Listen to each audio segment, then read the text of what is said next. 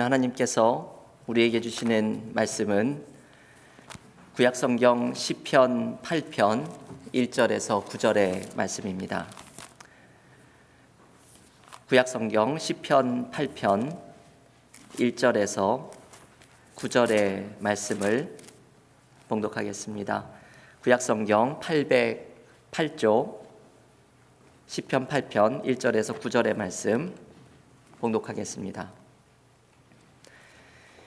여호와 우리 주여, 주의 이름이 온 땅에 어찌 그리 아름다운지요. 주의 영광이 하늘을 덮었나이다. 주의 대적으로 말미암아 어린아이들과 젖먹이들의 입으로 권능을 세우시며 이는 원수들과 보복자들을 잠잠하게 하려 하심이니이다. 주의 손가락으로 만드신 주의 하늘과 주께서 베풀어 두신 달과 별들을 내가 보오니 사람이 무엇이기에 주께서 그를 생각하시며 인자가 무엇이기에 주께서 그를 돌보시나이까. 그를 하나님보다 조금 못하게 하시고 영화와 존귀로 관을 씌우셨나이다. 주의 손으로 만드신 것을 다스리게 하시고 만물을 그의 발 아래 두셨으니 곧 모든 소와 양과 들짐승이며 공중의 새와 바다의 물고기와 바닷길에 다니는 것이니이다. 여호와 우리 주여, 주의 이름이 온 땅에 어찌 그리 아름다운지요.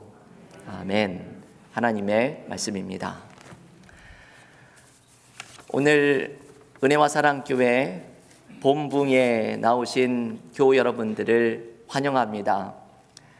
우리 은혜와 사랑교회에서 이번에 이렇게 특별한 말씀의 잔치를 준비하면서 한국의 청파교회 담임 목사로 계시는 김기석 목사님을 모시고 이렇게 본붕예를 할 수 있게 하신 하나님께 감사와 찬양을 올려드립니다. 강사님에 대한 소개는 그렇게 많이 필요가 없을 것 같습니다. 저보다 더 교우들께서 아시는 분들이 많으셔서 이미 강사님의 광고를 또 보시고 이 자리에 오신 손님 교우들도 함께 하고 계시는 줄로 압니다. 강사님과 말씀을 나누면서 이곳 미국의 집회를 오시기 위해서 한 달 정도를 사람을 만나는 것도 삼가하시면서 혹시라도 무언가 영향이 있어가지고 이 집회의 약속을 못 지킬까봐 항상 삼가하시고 한 달여를 주의하셨다는 말씀을 들으면서 제 마음속에 들기를 이번 집회에 큰 은혜가 있겠다는 생각이 들었습니다. 그렇게 준비하시고 또 한 달 동안 기도하는 마음으로 준비하신 이 집회에 우리 은혜와 사랑교회도 이번 부흥회를 위해서 얼마나 기대하는 마음으로 또 기도하면서 이 집회를 준비했는지 모릅니다. 우리가 오랜 팬데믹을 벗어나고 있는 이 기간에 오늘부터 주일까지 시편의 말씀을 통하여서 하나님의 은혜를 풍성히 경험하고 우리의 잃어버린 삶의 길을 찾아나가고 시편을 통해서 배우는 인생을 배우면서 하나님의 특별한 은혜를 경험하는 본부흥회가 될 수 있기를 간절히 기원합니다. 우리 강사 목사님 나오실 때 할렐루야로 함께 인사를 하시겠습니다. 할렐루야. 고맙습니다.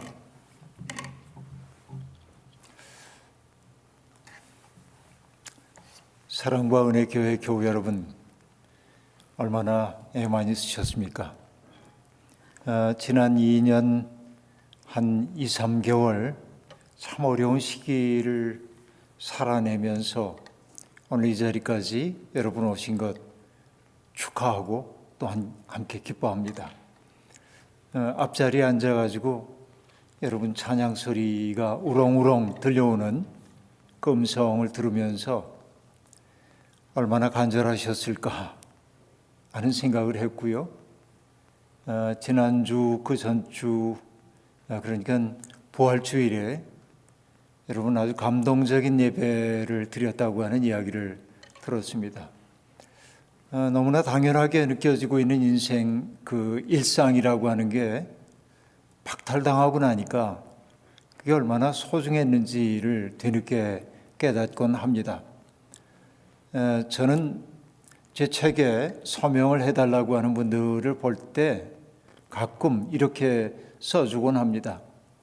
일상 속에 깃든 영혼을 보소서 이렇게 말하기도 하는데, 우리에게 주어져 있는 시간이라고 하는 거, 내게 주어져 있는 일상이라고 하는 게 당연하지 않고 그 속에 하나님의 숨결이 함께 있다고 하는 생각을 저는 아주 오래전부터 해왔는데, 많은 사람들이 제 얘기에 공감했는지 안 했는지 모르겠습니다만은, 그러나 이번에 팬데믹 상황이 일상이 얼마나 소중한지에 대한 분명한 자각을 주었다 하는 생각을 해봅니다.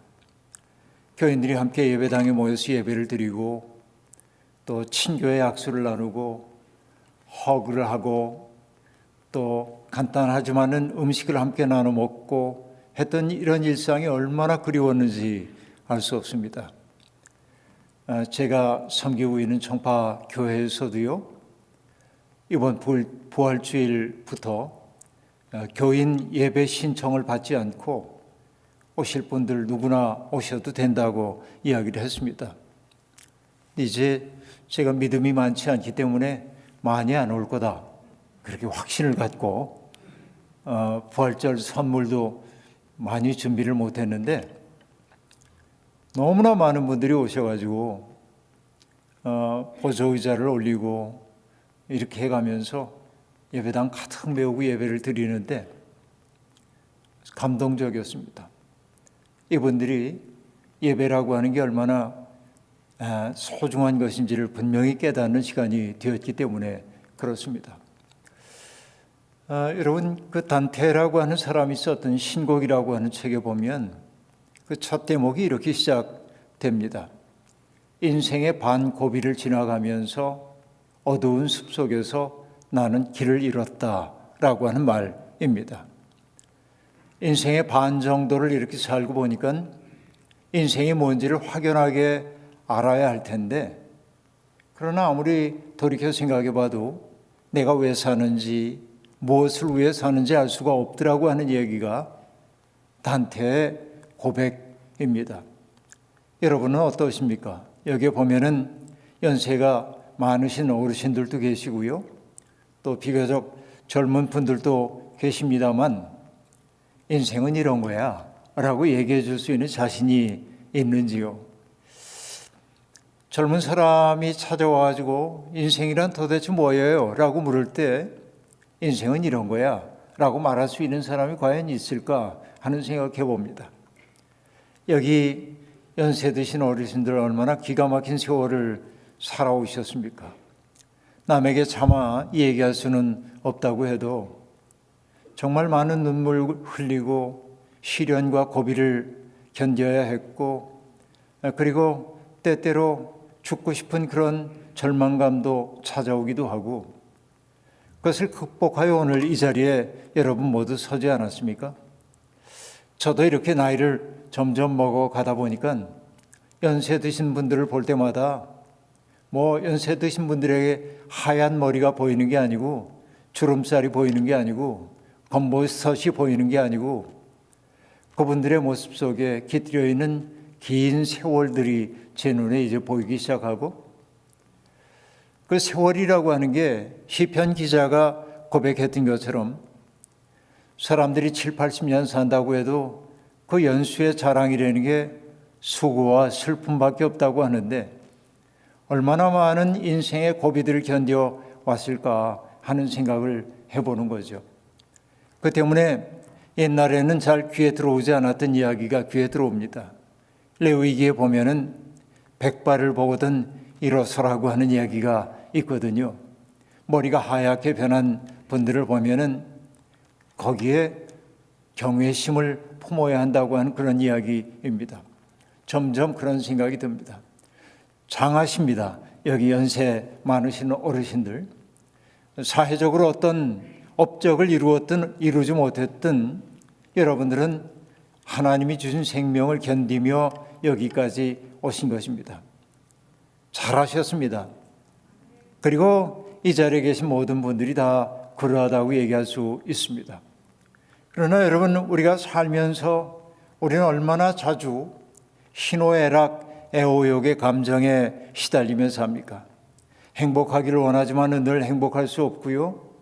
그리고 마음속에 그늘이 찾아올 때도 있고, 정말 예기치 않았던 사건과 사고에 휘말려서 내가 불행에 빠질 때도 있고, 내 가족들이 어려움을 겪을 때도 있고, 그 기가 막힌 순간들을 견디며 오늘 우리가 이렇게 살아왔는데, 그래서 우리는 때때로 하나님 앞에 하나님, 제게 왜 이러세요? 하나님, 제게 왜 이러세요? 하는 원망이 터져나올 때가 있죠. 이게 모든 인생들일 겁니다. 그러나 또 어떤 순간에는 정말 내가 한 일도 없는데 이렇게 부족한 나에게 하나님이 이렇게 큰 은혜를 베풀어 주시나 하는 생각 때문에 울컥해져 가지고 하나님을 찬미하지 않을 수 없는 그런 마음 상태에 이르기도 하는 겁니다. 이게 인간이죠. 아무리 믿음이 좋은 사람이라고 해도 항상 기뻐하며 살 수 없습니다. 항상 충만해 가지고 살 수는 없습니다. 믿음이 굉장히 좋은 사람이라고 해도 어떤 때는 인생의 불황을 만날 때도 있고 회의에 빠질 때도 있고 누군가를 원망하기도 하는 것입니다. 이게 인생입니다. 여러분, 성경 66권 가운데 그런 인간의 가장 적나라한 감정들이 남김없이 표현되고 있는 책이 바로 시편이라고 얘기할 수 있겠습니다.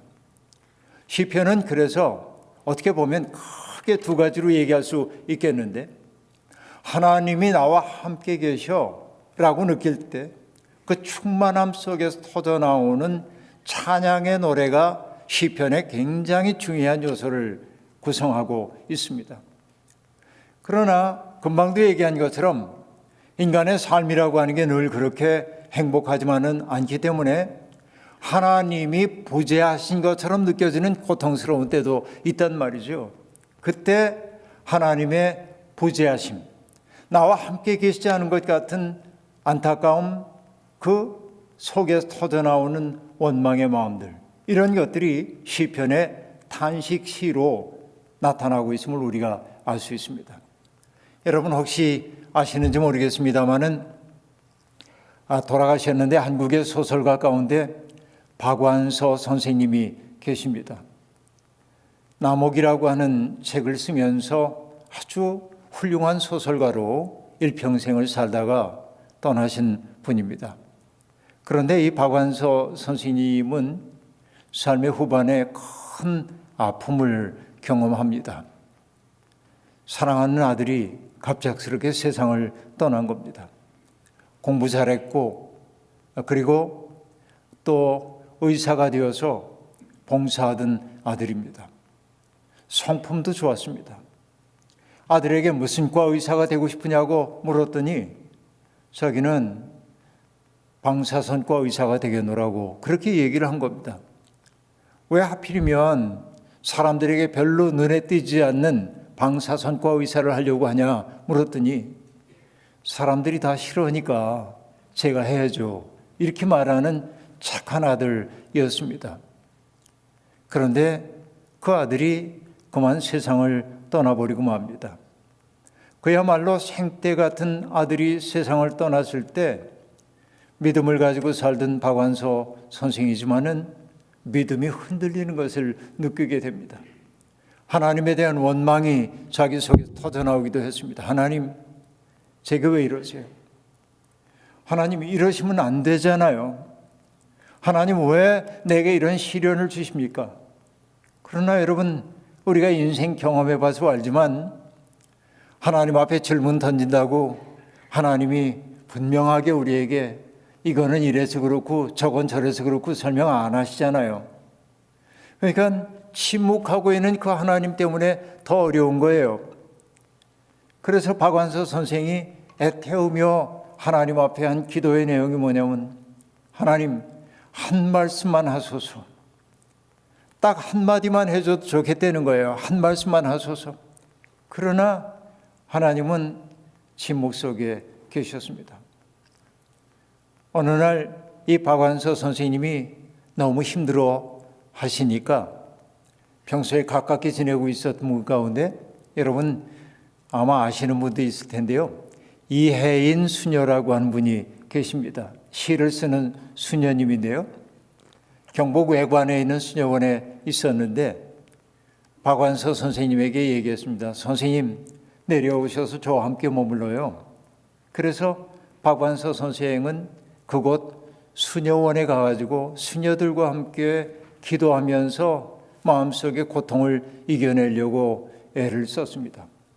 그러나 그 아들이 떠난 그 현실이 도무지 소화가 되지 않는 거예요. 그러던 어느 날 문득 수녀 한 분이 정말 그 노인들을 많이 돌보고 있는 중증 환자들을 돌보고 있는 수녀원이었는데 한 환자분의 대변을 받아가지고 그 대변통을 들고 나오는 수녀의 모습을 바라봤습니다. 그때 그 수녀님의 모습이 너무 얼굴이 환한 거예요. 표정이.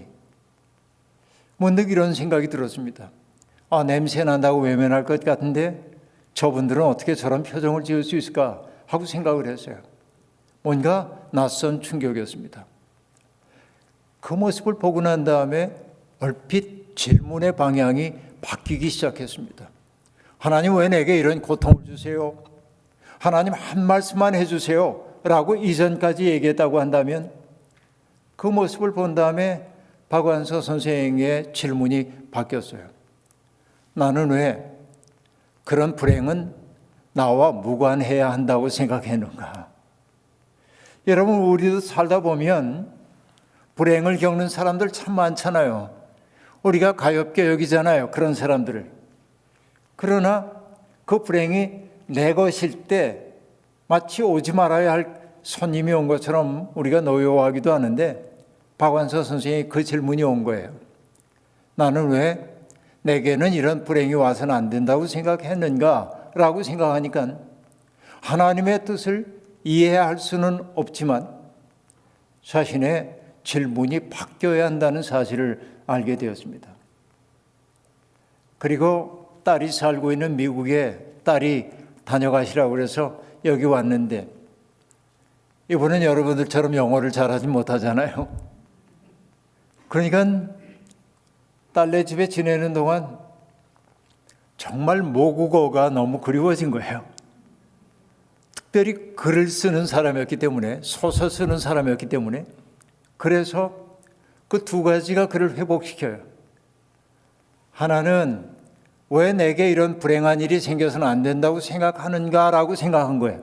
이게 바로 어떤 질문이냐면 욥기가 우리에게 제기하고 있는 질문입니다. 욥이라고 하는 사람은 하나님이 인정하듯이 정말 바른 사람입니다. 흠잡을 데가 없는 사람입니다. 그러면 그는 당연히 우리가 생각하는 하나님의 의로우심이라고 한다면 욥은 행복해야 합니다. 그러나 어느 날 갑자기 불행이 그를 찾아옵니다. 자식들이 세상을 떠나고 재산도 사라지고 나중에는 자기의 몸에 악성 종기 같은 것들이 생겨나고 그야말로 추락하는 것처럼 벼랑 끝으로 내몰린 것 같은 그 어려움 속에 있는 것이지요. 그래서 여러분 하나님을 그렇게 신실하게 믿던 욥도 하나님에게 뭐라고 얘기를 합니까? 하나님, 제가 듣고 싶은 것은 딱 한마디입니다. 저와 대면해서 죄가 무엇인지를 좀 일러주세요. 제가 왜 이런 고통을 겪어야 하는지. 이게 어쩔 수 없는 인간이죠. 그러나 회오리 바람 가운데 나타나신 하나님은 욥아, 내가 이런 고통을 겪는 까닭이 뭐뭐 때문이야 라고 얘기하지 않습니다. 뭐라고 말하죠? 오히려 질문을 던져요. 내가 땅에 기초를 놓을 때 너 어디에 있었냐? 내가 바람을 가두어둬서 세상에 불어오지 못하게 할 때 너 어디 있었냐? 이런 질문들을 던집니다. 그 큰 질문 앞에 서니까 어때요? 유구무원이죠. 내가 이 세상 이러이러한 피조물들을 만들 때 너 어디 있었냐라고 물으니까 대답할 말이 오는 겁니다. 그때 비로소 욥이 깨달은 건 뭐예요? 세상이 이러저러 해야 한다고 생각하는 건 우리 생각이지, 하나님의 크신 세계에서 보자고 한다면 알 수 없는 것이 더 많은 거예요. 세상에는 설명할 수 없는 것들이 너무나 많아요. 세상엔. 여러분, 예수 그리스도도 그러하셨습니다. 주님이 십자가에 못 박히실 때 고통을 받으시던 주님이 하나님 앞에 기도하잖아요. 나의 하나님, 나의 하나님, 어찌하여 나를 버리십니까? 하나님의 응답이 들려오길 기다립니다. 그러나 하나님 응답하지 않으시죠. 그러면 우리 같으면 이렇게도 얘기할 수 있을 거예요. 하나님이 어디 계셔? 평생 하나님 계신 줄 알고 살았는데 내가 이렇게 고통당하는데 내 고통도 해결해 주지 못하고 침묵하는 그 하나님 안 계셔?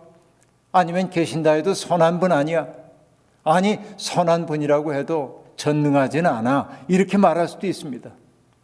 그러나 예수님은 마지막에 뭐라고 기도하셨죠?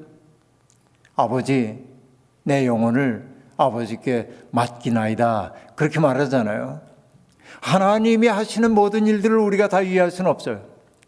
그러나 이 예수 그리스도는 뭐예요?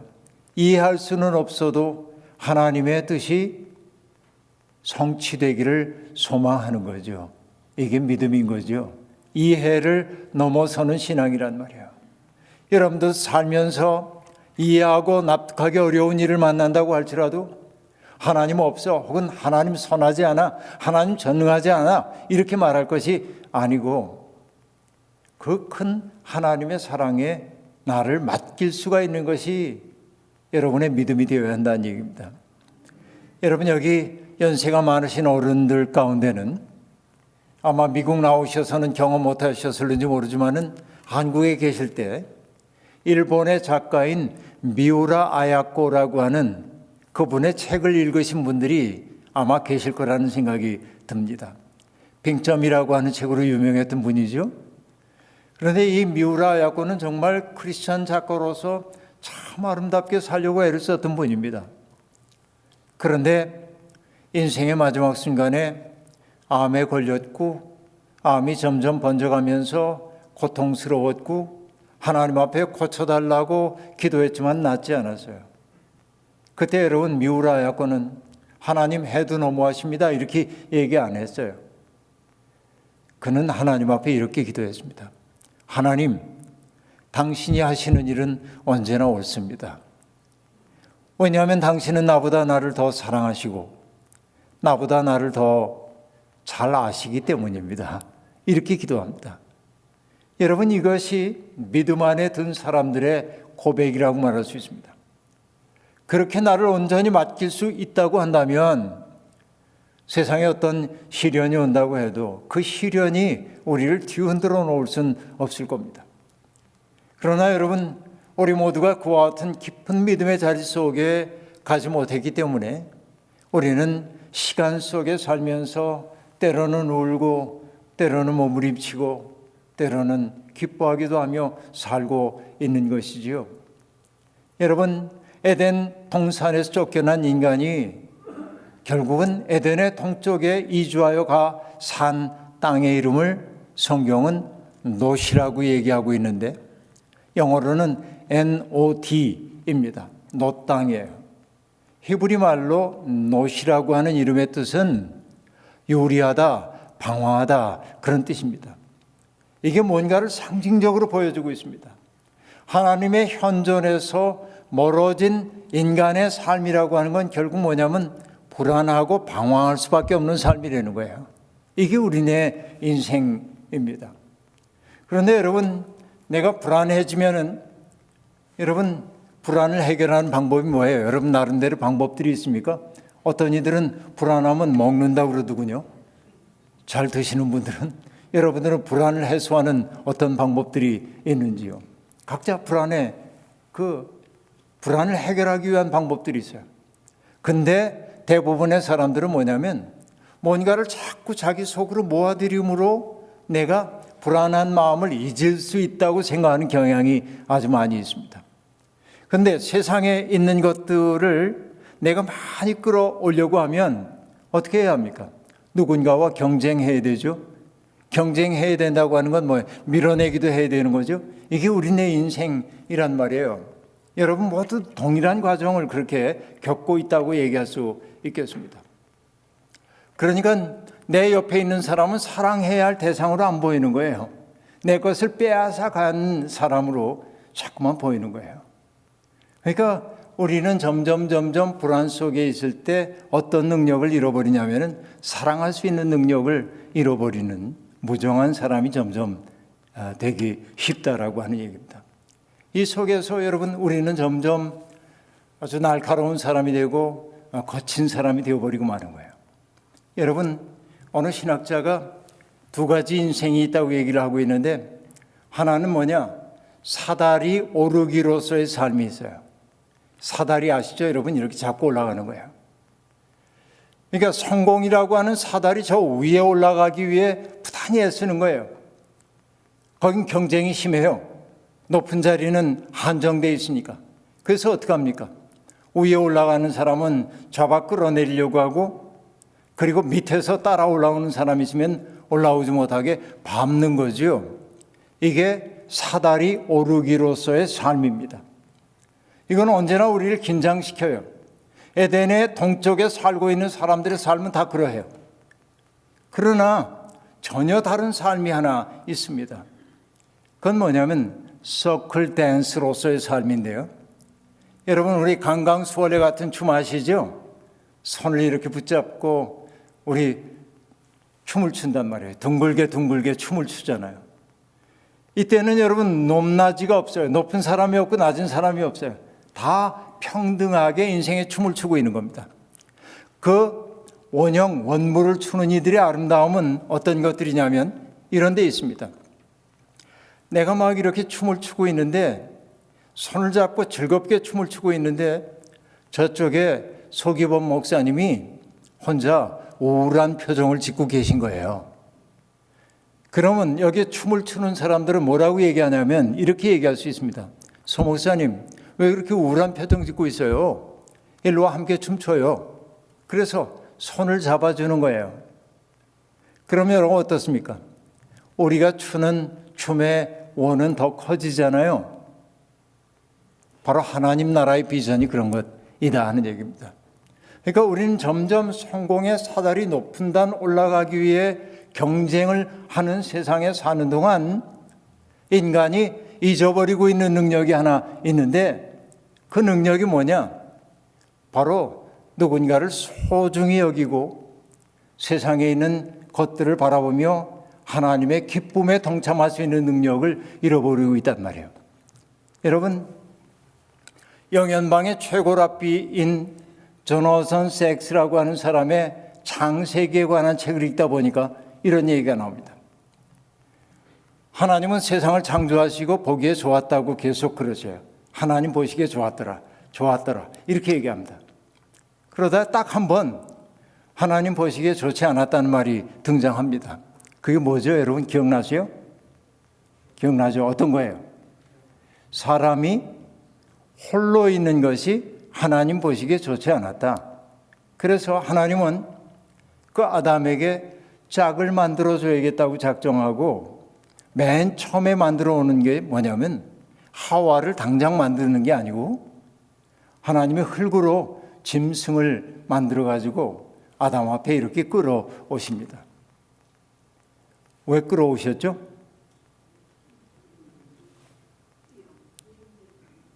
네. 이렇게 질문하면 성경을 좀 아는 분들이 뭐라고 대답하냐면 이름을 붙여주라고 그렇게 대답합니다. 여러분도 그러고 싶었죠? 그러나 성경을 가만히 보면 하나님이 이름을 붙여주라고 하신 적은 없습니다. 아담이 부르는 것이 그 이름이 되었다는 말만 나와요. 여러분 이름을 붙여준다고 하는 것은 그와 나 사이에 관계가 생겼다라고 하는 의미이기도 합니다. 여러분 우리는 이름 붙이기의 명수입니다. 학창시절을 생각해 보십시오. 엊그저께도 여러분 제가 버지니아에 있는 교회에서 말씀을 전했는데 제가 이화여고에 교목을 했었기 때문에 여기도 혹시 이화여고 출신 분이 계신지 모르겠습니다만은 계시군요. 손을 드셨는데. 네. 이화여고 동문들이 모여가지고 제 밥을 사셨어요. 밥을 사셨는데 연세들이 80세, 88세 이런 분들이에요. 그 어른들이. 근데 그냥 제가 이화여고의 교목이었던 그 사실 하나만으로 너무 행복해지셨어요. 그 옛날 얘기를 막 하면서 그분들이 뭐라고 얘기해요. 그 선생님 기억나? 그러면서 얘기하는데 이름은 기억이 안 나는데 별명을 얘기하니까 다 알아요. 여러분, 이 사람은 별명 짓기의 선수입니다. 그렇죠? 별명을 짓는 거예요, 사람이. 근데 여러분, 어떤 사람이 김상술이라고 하는 사람이 있었는데 김상술 씨가 술을 얼마나 좋아했던지 사람들이 그 김상술 씨를 놀리기를 뭐라고 했냐면 이 친구는 노상술이야. 노상술이야. 이러다 보니까 이 사람의 성이 바뀌었어요. 김상술이 아니라 뭐로 바뀌었냐면 노상술로. 근데 그 사정을 모르는 사람들은 이 사람의 성이 노씨구나 이렇게 알아가지고 나중에 그분 만나면 노형 그렇게 했대는데 여러분 사람은 별명을 붙여줘요. 여러분 그 김춘수 시인의 시 꽃이라고 하는 시를 들어보신 적이 있는지 모르겠습니다. 내가 그의 이름을 불러주기 전에 그는 다만 하나의 몸짓에 지나지 않았다. 그러나 내가 그의 이름을 불러주었을 때 그는 내게로 와 꽃이 되었다라고 얘기합니다. 뭔가 이름을 알고 호명해주는 그것이 관계의 시작임을 보여주고 있는 것입니다. 그러니까 아담이 동물들의 이름을 붙여줬다고 하는 것은 동물 세계와 인간 세계 사이에 교류가 시작되었음을 뜻해요. 그런데 그 조나선 섹트라고 하는 분이 이렇게 얘기합니다. 하나님이 동물을 만들어 아담 앞에 이끌고 온 까닭은 함께 경탄하자고 라고 말합니다. 함께 보고 기뻐하자고 끌고 오셨다는 거예요. 저는요 그 책을 읽다가 무릎을 탁 쳤어요. 하나님은 인간을 하나님의 형상대로 지었다고 얘기하고 있는데 인간이 가장 하나님을 닮았을 때가 언제냐면 하나님의 기쁨에 동참할 때예요. 하나님이 기뻐하시는 일을 나도 기뻐할 때가 인간을 가장 인간답게 한다는 것을 알았어요. 그러니까 여러분 경탄하는 사람을 보면 아름답습니다. 여러분 우리가 여기 이 뉴저지라고 하는 이 땅도 어마어마하게 아름다운 땅인 거 제가 이제 봤습니다만 미국 복받은 땅 아닙니까? 버지니아도 얼마나 나무들이 많고 그런지 얼마나 아름다운지 모르겠는데 여러분 저 서울 촌에서 온 저는 이렇게 감탄하는데 일상인 여러분도 그렇게 감탄하십니까? 날마다 와 좋다 그러고 감탄하세요? 허드슨 강변을 걸으면서 와 참 좋다 이럽니까? 그럼 여러분 아직은 괜찮아요. 아직은 괜찮아요. 그런데 여러분 우리가 가끔 이제 우리 교회에서는 몽골에 나무를 심는 일을 열심히 하고 있는데 몽골에 저도 몇 번을 가봤습니다마는 인공의 불빛이 하나도 없는 곳에 밤중에 들어가서 초원에 탁 앉아서 밤하늘을 오르다 보면요 그 별들이 이쪽 끝에서 이쪽 끝까지 가득 찬 거예요. 그러면 여러분 사람들의 반응이 이러합니다. 와, 별 좀 보세요. 이렇게 많은 별을 내가 인생에 본 적이 있는지 모르겠어요. 이러다가 제법 시심이 있는 사람은 이렇게 얘기합니다. 별 하나에 아무개와 별 하나에 아무개와 여러분 듣던 얘기잖아요. 그런 거. 그런데 어쨌든 그런 희답지 않은 이야기를 하다가 5분만 지나면 모든 사람들이 입을 다물고 침묵하며 밤하늘만 바라봅니다. 왜 그럴까요? 우리가 일상을 살다가 잊어버리고 있는 그 높음의 세계를 보았기 때문에 그런 겁니다. 인간은 높음에 대한 갈망이 있거든요. 여러분 바다에 갔어요. 여러분 대서양에 가까이 접근할 수 있잖아요. 바다에 갔습니다. 밤바다에 파도가 철썩철썩 치고 있어요. 그 파도 치는 걸 보면서 파도 소리 좀 들어봐. 얼마나 장엄한지 몰라 하고 얘기하지만 조금 지나고 나면 누가 먼저 할 것도 없이 입을 꾹 다물고 그 파도 소리에 가만히 귀를 기울입니다. 왜 그럴까요? 내가 까맣게 잃어버리고 있었던 넓음의 세계 앞에 섰기 때문에 그런 겁니다. 인간이 가장 인간다울 때는 언제냐면 내가 잃어버리고 있었던 먹고 사는 문제 때문이든 뭐든지 잃어버리고 있었던 그 세계에 하나님이 창조하신 세계의 아름다움을 보고 기뻐할 수 있는 능력이 있을 때 인간은 정말로 인간답게 된다, 이렇게 얘기할 수 있겠습니다. 여러분, 고상이라고 하는 시인이 있는데 그가 이렇게 마음의 눈을 뜨니라고 하는 시에서 이렇게 노래합니다. 이제서 나는 눈을 뜬다. 마음의 눈을 뜬다. 달라진 것이라고는 하나도 없는 이제까지 그 모습 그대로의 만물이 그 실용적 이름에서 벗어나 저마다 총총한 별처럼 빛나서 새롭고 신기하고 오묘하기 그지없다라고 말합니다. 여러분, 이 얘기 얼마나 놀라운 얘기인지 모르는데 그냥 똑같은 대상을 보더라도 우리가 이 실용적인 이름으로 바라보면 요거 팔면 내게 이득이 얼마나 남겠다, 이런 거 그렇게 바라볼 땐 그게 아름답지 않은데 그 실용적 그 이름에서 벗어나면 그것이 내게 주는 기쁨이 크다라고 하는 얘기입니다. 이분의 시 가운데 말씀의 실상이라고 하는 시에서 구상은 이렇게 노래합니다. 내 눈에 드리워졌던 무명의 어둠이 거치고 나니 만유일체가 말씀임을 깨닫습니다. 노상 무심하게 보아오던 손가락이 10개인 것도 놀라웠고 올밑에 피어난 개나리꽃도 부활의 시범을 보듯 사뭇 황홀합니다 라고 말합니다. 여러분, 손가락이 10개인 게 뭐 그리 놀랍겠어요? 그러나 은총의 눈을 뜨니까 내 눈을 가렸던 욕망 때문에 가려졌던 그 비늘이 벗겨지고 나니까 내 손가락이 10개인 것도 신비하기 그지없고 봄 되면 의뢰꽃 피어나는 줄 알았던 저 개나리가 부활의 시범처럼 내게 느껴지더라, 그 얘기예요. 여러분, 그 마음을 회복해야 돼. 그 마음이 없기 때문에 우리는 늘 결핍에 시달리고 있기 때문에 그렇습니다. 오늘 우리가 함께 봤던 시편 8편은 하나님이 창조하신 그 세계의 아름다움을 노래하고 있습니다. 주 우리 하나님, 주님의 이름이 온 땅에 어찌 그리 위엄이 넘치는지요.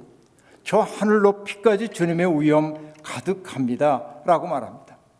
주님께서 손수 만드신 저 큰 하늘과 주님께서 친히 달아놓으신 저 달과 별들을 내가 보니 내가 봅니다 라고 얘기합니다.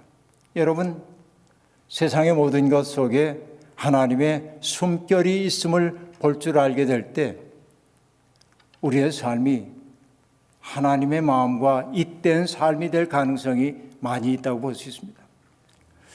여러분, 이곳에 와가지고 여러분 정말 애썼던 것 가운데 하나는 어떤 것입니까? 자녀 교육 잘하고 싶으셨잖아요.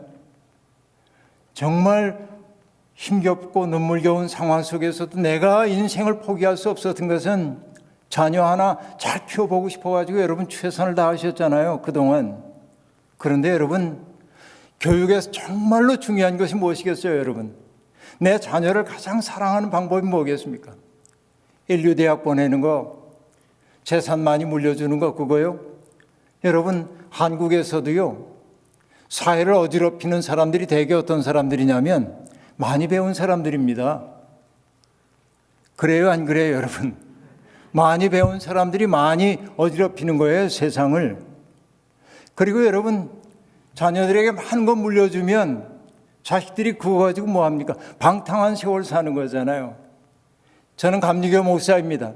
근데 감리교 창시자인 존 웨슬리가 이런 얘기를 한 바가 있습니다. 돈을 벌기 위해 아무런 노력도 하지 않은 자녀들에게 많은 유산을 물려주는 것은 섣을 지워 불 속에 들어감과 같다라고 얘기를 해요. 서울에서도 보면요, 정말 젊디 젊은 아이들이 아주 값비싼 외제차를 타고 부르릉거리고 다니고 온갖 못된 짓을 하는 친구들을 많이 보게 되는 겁니다. 여러분, 그 자식 잘 키운 겁니까? 교육의 가장 중요한 것이 무엇이겠어요? 우러러 보는 법을 배울 수 있어야 합니다. 내가 하나님 앞에 있다고 하는 사실을 알고요, 하나님 앞에 무릎을 꿇을 줄 아는 사람 만드는 게 교육의 핵심이 되어야 한단 말이에요. 이게 경외하는 법을 알아야 돼요. 내가 더 큰 권위 아래에 있다고 하는 사실을 알아야 합니다. 그래야 겸손해져요. 무릎을 꿇을 줄 알아야 돼요. 여러분, 사람의 무릎이 구부러지는 이유가 뭔지 여러분 아십니까?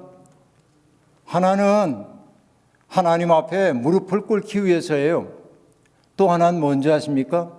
고통당하는 이웃들을 돕기 위해 일어서기 위해서 무릎이 구부러지는 거예요. 그것을 배우지 못할 때 우리의 인생이 나락으로 떨어질 수밖에 없다는 것이지요. 그래서 여러분, 우리가 시편에서 인생을 배워야 한다고 할 때 제가 첫 번째로 시편 8편을 끄집어낸 이유가 뭐냐면, 인간은 하나님이 창조하신 세계의 아름다움을 한껏 향유할 수 있을 때 인간은 아름다워진다고 제가 분명히 느꼈기 때문에 그런 것입니다. 그 능력이 우리에게 있어야 한다 하는 얘기입니다. 이 시인은 그래서 그 놀라운 세계 앞에서 나의 있음 그 자체가 신비라고 하는 사실을 알았기 때문에 하나님 앞에 이렇게 고백하죠.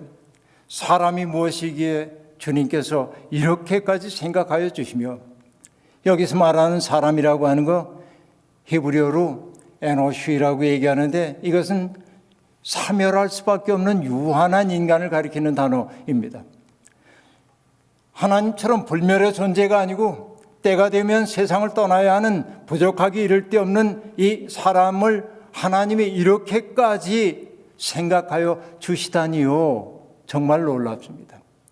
그렇게 크신 하나님이 이렇게 작은 나를 생각해 주신다는 것이 너무 놀랍게 느껴졌고, 그 다음에 사람의 아들이 무엇이기에, 이때 사람은 아담인데, 아담이라고 하는 말은 흙을 뜻하는 아다마라고 하는 말로부터 나오죠.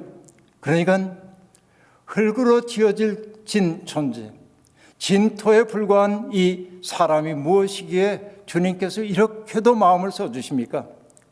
다시 얘기하면 하나님은 인간 없이도 얼마든지 자족적으로 지낼 수 있는 분임에도 불구하고 하나님은 인간을 만드시고 그 인간을 위해 애를 태우신단 말이에요. 내가 고통받는 것을 바라보면 하나님도 애를 태우신단 말이죠. 이게 하나님의 큰 사랑인 거예요. 그러니까 이 시인이 그걸 깨달았어요. 에노시, 사멸할 수밖에 없는 인간인데 주님께서 왜 이다지도 깊이 사랑해 주십니까? 나는 다만 흙에서 나온 존재에 불과한데 주님께서 왜 이렇게도 마음을 써주십니까? 라고 하는 얘기입니다. 시인이 경험하고 있는 건 뭐예요? 우리가 기뻐할 때 하나님도 기뻐하신다는 걸 아는 거예요. 우리가 슬퍼할 때 하나님도 슬퍼하신다는 사실을 알기 시작한 것이라고 얘기할 수 있겠습니다. 여러분, 우리가 믿는 하나님은요, 세상을 창조하고 저 멀리에 계시면서 자족적인 즐거움을 누리는 분이 아니라 이 자리에 계신 분 한 분 한 분의 아픔 때문에 아파하시는 분이잖아요. 바로 이것이 사절이 하고 있는 이야기란 말이에요. 내 사정은 누군가에게 가려져서 아무도 내 사정 몰라 하고 말하는지 몰라도 여러분, 하나님은 바로 여러분의 사정 하나하나를 헤아리고 계시단 말이죠. 그러니까 이 사실을 지금 이 시인이 깨닫게 된 겁니다. 그래서 여러분, 하나님이 왜 우리를 이렇게 사랑하시는가 생각해 보니까 시편 103편의 시인은 이렇게 말하고 있습니다. 부모가 자식을 가엾게 여기듯이 주님께서는 주님을 두려워하는 사람을 가엾게 여기신다. 주님께서는 우리가 어떻게 창조되었음을 알고 계시기 때문이며 우리가 한낱 티끌임을 알고 계시기 때문이다 라고 말합니다. 여러분 스스로를 생각해 보세요. 하나님의 사랑받을 만한 것이 우리에게 있습니까? 내가 이만하면 하나님 앞에 떳떳하다고 말할 수 있습니까? 자신하기 어려워요. 여러분, 마가복음서에 보면은 예수님이 세례자 요한에게 세례를 받고 물 위로 올라오실 때 일이 나타납니다. 하늘이 열리고 성령이 그의 위에 비둘기처럼 내려오심을 보았더라. 그렇게 말합니다. 그리고 하늘에서 소리가 들려옵니다. 너는 내 사랑하는 아들이다. 내가 너를 기뻐하노라. 이렇게 말합니다. 여러분, 그 대목을 보면서 성경 읽으시는 분들 밑줄을 쭉 긋잖아요. 너는 내 사랑하는 아들이다. 내가 너를 기뻐한다. 참 좋은 구절이잖아요. 우리도 그 얘기 듣고 싶잖아요. 그런데 여러분, 조금만 생각해 보면 우리가 밑줄 긋는 일에 망설이게 됩니다. 저는 그 구절을 읽을 때마다 그래요. 너는 내 사랑하는 아들이다. 아멘. 주여 감사합니다. 제가 자격이 없는데도 불구하고 나를 당신의 아들로 삼아주셔서 감사합니다. 여기에는 여성들은 너는 내 사랑하는 딸이다. 내가 이렇게 얘기하면 감사합니다. 그럴 수 있잖아요. 그러나 그 다음이 문제입니다. 내가 너를 기뻐하노라 라고 말하고 있는데 내가 그 말에 값하는 삶을 사는가 생각해 보는 거예요. 오히려 이러시지 않을까? 기서가 너는 내 사랑하는 아들이다. 아멘. 주여 감사합니다. 그 다음에 주님이 그러시는 거예요. 그런데 난 너 때문에 고민이 많아. 여러분 어떠세요? 자신 있어요? 난 너 때문에 고민이 많아. 난 네가 마음 쓰는 걸 보니까 내 자녀답지 못한 것 같아 속상해. 그럴 것 같아요. 그런데 여러분 예수 그리스도가 들었던 건 뭐예요? 내가 너를 기뻐하노라 라고 한 말입니다. 그러면 여러분 하나님이 그 예수 그리스도를 보고 기뻐하셨던 까닭이 뭐겠어요? 왜 그럴까요? 성경에 보니까요. 예수님이 사람들을 대하는 이야기가 나옵니다. 이런 얘기죠. 병든 사람 보면 예수님은 불쌍히 여기셨어요. 민망히 여기셨어요. 긍휼히 여기셨어요. 이때 사용되고 있는 단어는 헬라어는 우리말로 얘기하면 창자를 뜻하는 단어와 연결이 됩니다. 우리말로 그런 거 있잖아요. 얘야, 너 때문에 내가 애간장이 다 녹는 것 같았다. 너 때문에 내가 지금 얼마나 애를 태웠는지 아니? 그렇게 말하잖아요. 애라고 하는 게 창자를 뜻하는 순수한 우리말이거든요. 그러니까 예수 그리스도는 어떤 고통받는 사람을 보았을 때 그냥 안 됐네 이렇게 안 봤어요. 오히려 어떻게 봤습니까? 내 고륙지친이 고통을 당하는 것처럼 애태우는 마음이 있었단 말이에요. 창자가 끊어진 것 같은 아픔을 느꼈단 말이에요. 그래서 저는 여러분 그리스도의 은혜를 뭐라고 보냐면 세상에 있는 어떤 아픔과도 무관하지 않아요. 예수 그리스도가. 그러니까 고통받는 사람들이 예수님 앞에 왔을 때 그들이 주님의 사랑 안에서 녹아지고 새로운 존재가 될 수 있었던 건 뭐냐면 전폭적으로 안아주시는, 정죄하지 않고 사랑해 주시는 주님의 사랑을 경험했기 때문이라고 말할 수 있습니다.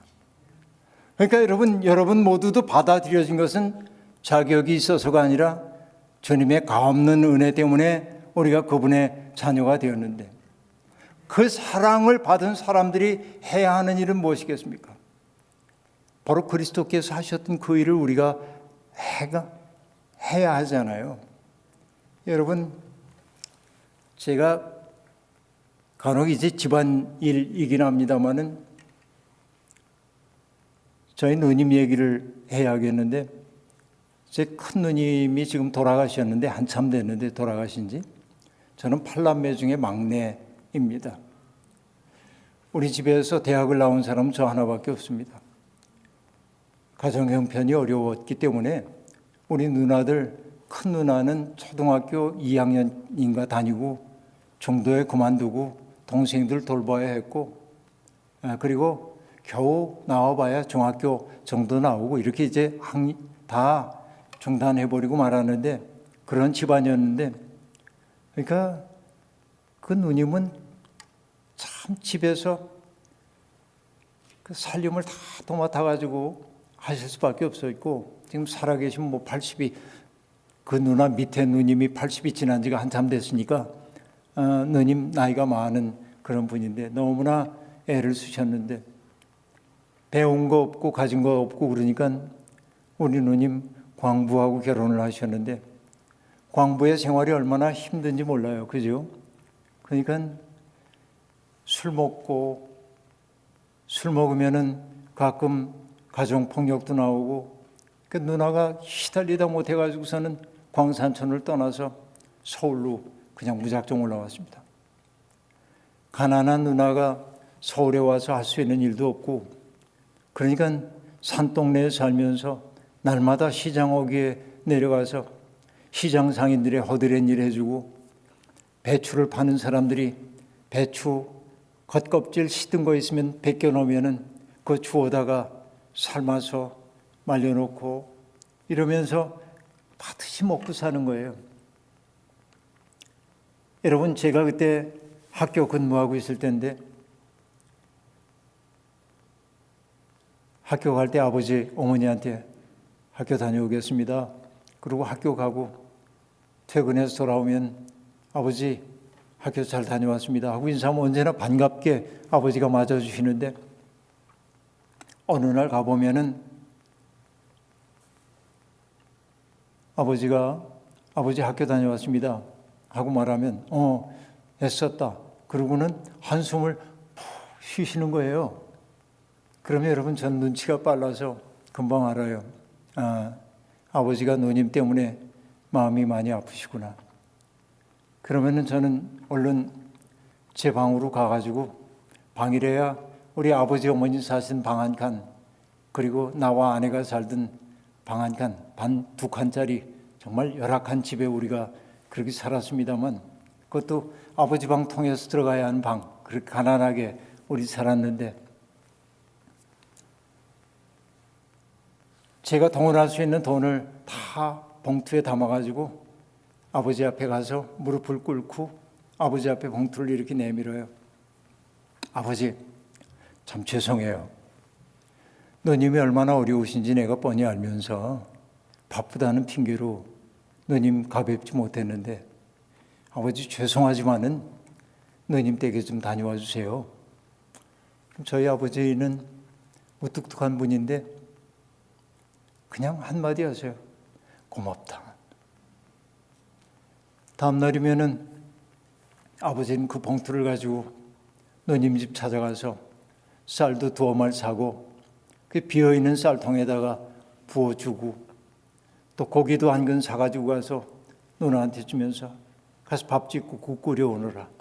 그래서 큰딸이 해주는 밥을 한 그릇 잘 드시고 그리고 남은 돈은 봉투채로 너희에게 주면서 박서방 모르게 비상금 가지고 있어라. 요긴하게 써라. 그리고 주고 오셔요. 그날이면은 아버지 얼굴이 환하게 밝아져 있어요. 내가 학교에서 돌아오면. 그래서 여러분 그때 제가 깨달은 게 있어요. 그게 뭐냐면 내가 아버지에게 잘하려고 애썼거든요. 편찮으시면 병원 모시고 가고 또 좋다는 약 있으면 사다 드리려고 애를 썼고 옷 사드리고 아버지 쓸쓸하실까 봐 여행도 보내드리고 아버지는 고마워하셨지만 아버지가 가장 기뻐하셨을 때는 언제냐면 내가 누님의 사정을 헤아리고 그 누님을 돌봐주려고 할 때 아버지는 가장 기뻐하셨어요. 나중에서 알았어요. 우리 하늘 아버지도 똑같으시겠구나 라고 하는 거. 그렇죠? 하늘 아버지에게 자식이 많아요.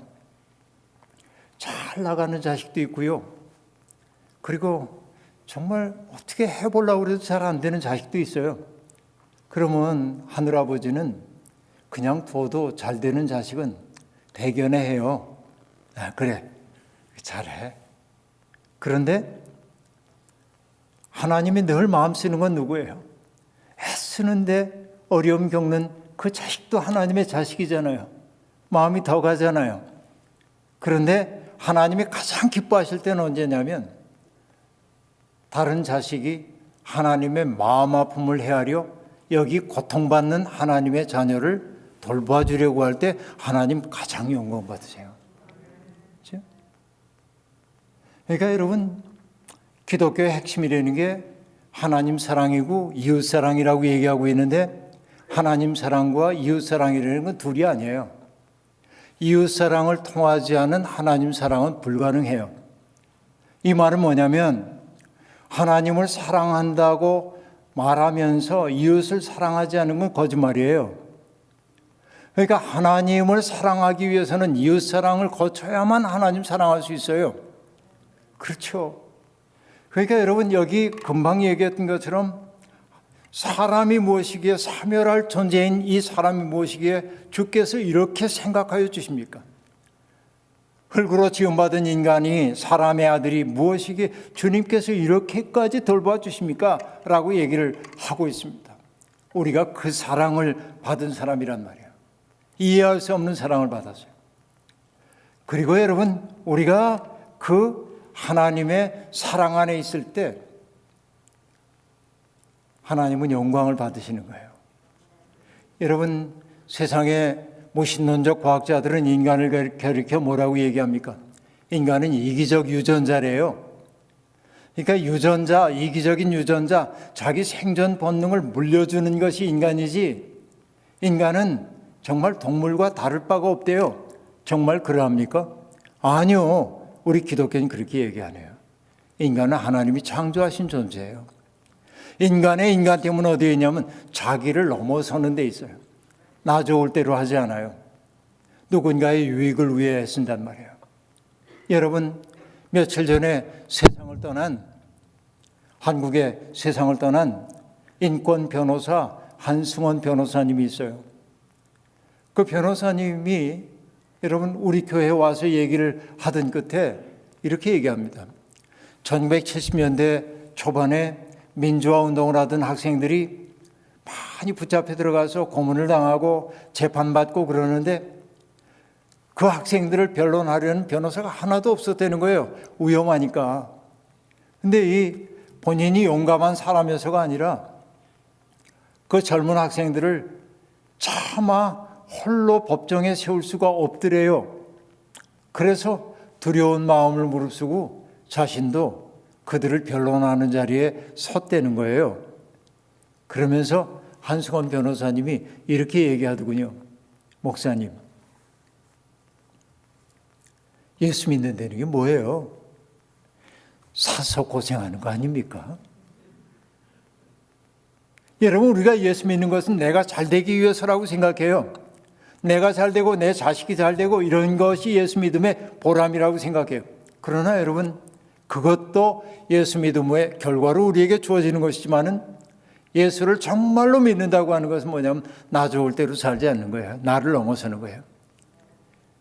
어제 여러분 여기 와가지고 목사님과 장로님과 얘기를 나누면서 여러분 교회가 IT 선교를 위해 쓰는 얘기를 들었습니다.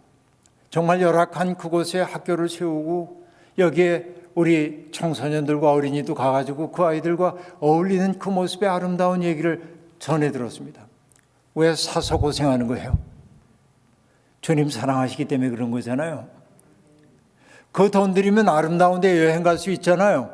그러나 여러분이 그 열악한 곳에 가가지고 위험을 무릅쓰고 그런 일을 하고 있는 것은 무엇이에요? 그렇게 하는 게 나의 살아있음을, 생명의 보람을 느끼게 만들기 때문 아니에요. 인간은 자기를 넘어설 때 인간이 되는 거라고 얘기할 수 있겠습니다. 여러분, 제가 심호하는 교회에서는요, 국경 없는 의사회, 그리고 또 어린이들, 빈곤한 어린이들을 위한 그 세계 이 일하는 분들을 위해 많은 기여를 하려고 애를 쓰고 있습니다. 가만히 보면요, 의사 선생님들 호의호식할 수 있잖아요. 근데 국경 없는 의사의 그분들은요, 정말 박봉, 그러면서 얼굴을 알아볼 수 없을 정도로 기형인 사람들을 너무나 귀히 여기면서 이래요. 여러분, 왜 그럴까요? 하나님이 주신 마음 아닙니까? 이게 이기적 유전자로 되는 일이에요, 이게? 아니요, 인간은 이기적 유전자 아니에요. 하나님이 창조하신 존재예요. 하나님이 창조하셨기 때문에 어떻습니까? 하나님의 성품을 닮은 사람들이란 말이에요. 우리가 까맣게 잊고 있는지 모르지만은 우리는 이 땅에서 하나님의 살아계심을 상기시켜주는 존재로 부름을 받았단 말이에요. 그런데 여러분, 이렇게 우리들이 하나님의 마음을 품고 살게 될 때 하나님은 믿는 이들의 머리에 존귀와 영화로운 왕관을 씌워주신대요. 그러면 여러분, 그 왕관 어떤 거예요? 저 높은 자리에 올려놓고 박수 쳐주는 게 왕관 씌워주는 겁니까? 저는 암만 생각해 봐도요, 하나님이 인간에게 씌워주는 가장 큰 왕관이 뭐냐면 하나님의 일에 우리를 끼워주신 게 왕관이에요. 망가진 세상을 고치려고 하는 하나님의 꿈에 우리를 동참시켜줬어요. 여러분, 유대인 라비인 아브라함 조수아 헤셀이라는 사람은 이렇게 말합니다. 하나님을 믿는다는 것은 하나님의 꿈을 나의 꿈으로 삼고 그 꿈을 이루기 위해 해산의 수고를 다하는 것이다 라고 얘기합니다. 여러분, 우리는 하나님의 꿈을 나눈 사람이에요. 예수 그리스도의 꿈을 나눈 사람이에요. 예수 그리스도의 꿈이라고 하는 것은 무엇입니까? 세상의 모든 사람들이 존중받고 저마다 자기의 생명을 한껏 살아내고 그리고 평화를 누리며 사는 것이 예수 그리스도의 하나님 나라 꿈이잖아요. 이게 여러분의 꿈 맞습니까? 그 꿈이어야 여러분은 예수를 믿는 사람입니다. 그리고 그 꿈만 꿔서는 안 됩니다. 그 꿈을 이루기 위해 노력해야 합니다. 바로 이것이 우리의 머리에 씌워준 존귀하고 영화로운 왕관입니다. 하나님의 일을 위해 부르심을 받은 사람들은 항상 뭐가 있어야 되냐면 오늘 시편 8편의 시인이 얘기하는 것처럼 하늘을 바라보고 땅을 바라보면서 이 정말 아름다운 것 속에 하나님의 숨결이 담겨 있다는 사실을 깨닫고 내 삶이 은총이라고 하는 사실을 기뻐하며 노래할 수 있어야 돼. 그리고 내가 이 세상에 없지 않고 있다고 하는 그 사실이 얼마나 놀라운지, 그리고 하나님이 나를 통해 하실 일이 있다고 말씀하시는 게 얼마나 놀라운 일인지, 내가 아니면은 안 돼. 나는 내 도움 필요해. 지금 여러분이 이 자리에 있는 까닭은 바로 그것 때문입니다. 속으로 이런 생각할 수 있어요. 하나님, 내 도움이 필요해. 여러분, 지금 여기에 계신 분의 바로 옆에 친밀하게 아는 어떤 이가 고통 속에 있을 때 하나님은 여러분을 통해 그를 치유하고 도와주기를 원해요. 그러니까 내가 아니면 안 되는 거예요. 하나님이 바로 나를 그의 대책으로 세우셨어요. 여러분, 영국 감리교회 하루를 여는 기도 가운데 그 기도의 내용 가운데 제가 잊을 수 없는 기도가 하나 있어요. 뭐라고 말하냐면, 하나님, 오늘 나의 삶이 누군가가 하나님께 바친 기도의 응답이 되게 해주십시오. 여러분, 내가 절박하기 때문에 하나님 앞에 기도하잖아요. 이런 문제 해결해 달라고. 그런데 나는 뭐라고 기도하냐면, 하나님, 누군가가 하나님 앞에 절박해서 드렸던 기도의 응답이 내가 되게 해주세요. 이게 뭐냐면 하나님의 일에 동참함이란 말이에요. 그러니까 여러분, 영광의 면류관이라는 거, 사람들을 위해 이렇게 높여줘서 둥개둥개 하는 거, 박수 받는 거, 이게 영광이 아니라 그 전능하시고 아름다우신 하나님의 일을 이루는 일에 초대받았다고 하는 거예요. 그 꿈을 내가 함께 꾸고 있다고 하는 거예요. 더 정난하게 얘기해서 나는 내 도움이 필요해. 여러분, 누구 장로님들 바라보며 당신 도움이래요, 그렇게 하면 안 돼요. 바로 이 자리에 계신 한 분 한 분입니다. 하나님은 바로 여러분을 통해 일하기를 원하십니다. 여러분, 예수 믿는 데는 게 겨우 예수 믿어서 마음 편하고 경제적으로 넉넉해지고 성공하고 그저 건강하고 이게 예수 믿의 보람이요? 아니요. 그거는 결과적으로 따라오는 거고, 예수 믿음의 가장 큰 보람은 우리가 예수의 꿈을 꾸는 데 있다라고 하는 얘기입니다. 우리 역사의 쳇바퀴를 뒤로 돌려야 돼요. 여러분, 저희 교회 지붕에는 서울 시내에서 맨 처음으로 햇빛 발전소를 세웠습니다. 그래서 우리 교회 시작하면서 다른 데들이 이렇게 전파되기 시작했어요. 그래서 우리는 생산하는 전기를 우리가 쓰는 게 아니라 한국전력에 팝니다. 그래서 여러분, 우리가 만드는 전기가 한전으로, 게이지로 가는 거예요. 딱 이런 생각이에요. 전기가 생산되면 우리 교회 전력계가 거꾸로 도는 것처럼 예수를 믿는다고 하는 것은 정말 경쟁의 사다리 오르느라고 인간다운 삶을 살지 못하는 사람들이 넘치는 세상에서 그 방향을 되돌려서 둥글게 손을 잡고 춤추는 원만한 하나님 나라 이루는 데 있다. 그러기에 우리 속에 경탄의 능력이 회복돼야 돼요. 내 속에 기쁨이 없으면, 내 속에 평화가 없으면 다른 이들을 기쁘게 할 수 없어요. 시편 8편이 얘기하고 있는 것처럼 하나님은 우리를 경탄으로 부르고 계십니다. 여러분의 내면 속에 차오르는 기쁨과 감사가 초대받은 자로서의 기쁨이 여러분의 삶을 힘차게 만들기를 주의 이름으로 축원합니다. 자비로우신 하나님, 부족한 종을 세우시고 말씀을 전하게 하시니 감사합니다. 사랑하는 이들이 여기에 있습니다.